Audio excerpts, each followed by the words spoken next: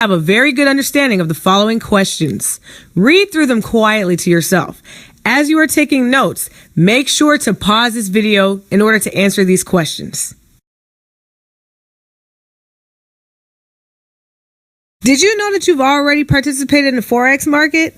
Maybe you didn't know that, but when you've gone to another country and you brought your currency with you to exchange in another country, you've actually already participated in the foreign exchange market. Imagine that. Just by taking your currency and exchanging it for theirs, and then upon leaving, re-exchanging, you have actually exchanged rates. So about these foreign exchange rates, this is the rate that buyers pay in order to exchange their currency.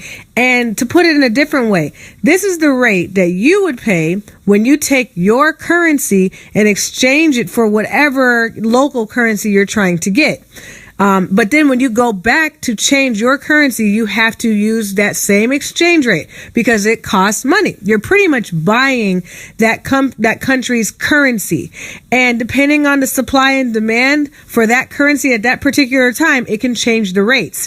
For instance, as we talked about with the market participants, if a certain currency is high on the demand list, and that means a lot of different participants are trying to get this foreign currency. If a lot of people are trying to get that, that means that currency is high in demand. So what do you expect the exchange rates to be? They're going to be much higher. Okay, so then that means if you're going to that country, your rate is going to be higher that you would have to pay out of your pocket. Now, if you go to a country whose exchange rate or whose currency is not that high at that time, it's not a very high demand on it, then you're not going to pay as much for the exchange rate. And that's how that works. Now, this is why you should have by now seen major market participants. If you have not seen this, I strongly suggest that you stop. Don't even go any further in this video. Go back and watch the major market participants. It is eye-opening. It will help you understand who you're up against and how this can influence your trading. So to jog your memory about the supply and demand. Supply and demand is basically when you have a high demand in something, you can command a higher rate. When you have a low demand in something, then you can only command so much of a rate. So this goes back to the exchange rates. When a currency's rate, when there's a lot of demand on that currency, back to the market participants, when they are buying it up at a high rate, then you have a high demand and then a very low supply, which means you can command a very higher rate. When you have countries that are more emerging and they don't have as much of a demand on them, then you tend to have a much lower exchange rate. So that's why when you go from one country to another and you're coming with a very high demand currency to a country with a low demand currency, that's why you have more buying power in that country.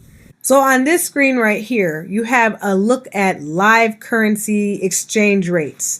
So if you're looking right now, you should be seeing them flicker. Some of them are changing, going back and forth. See, that one just changed. See how they're changing? This is all because of the market participants constantly buying and selling currency live. This is happening right now. So that means when you go from one country to another, there's no guarantee that you're going to get the exact same exchange rate. Sometimes you'll get a much better rate. Sometimes you'll get a much higher rate than what you originally exchanged for. Just how big is Forex really in comparison to all of the other markets out there? So now you're looking at this graph. And it looks pretty large. There looks like a really big difference between what you see. As you see, the New York Stock Exchange, the one in the green, for those of you who can't see, that's $22.4 billion that is exchanged. Then you have the Tokyo Stock Exchange, that's $18.9 billion that is exchanged on a daily basis. And then you've got the 7.2 London Stock Exchange, $7.2 billion is exchanged. Billion is quite a bit of money. Now, can you take a guess as to what you think the Forex market might be? How about Forex is a whopping $5.3 trillion per day exchanging industry, okay? Well, that's a pretty big number.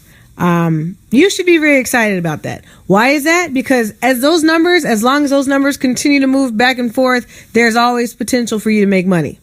All this talking about money being exchanged on a per daily basis makes you probably wonder, well, how do you actually profit in this Forex monster market?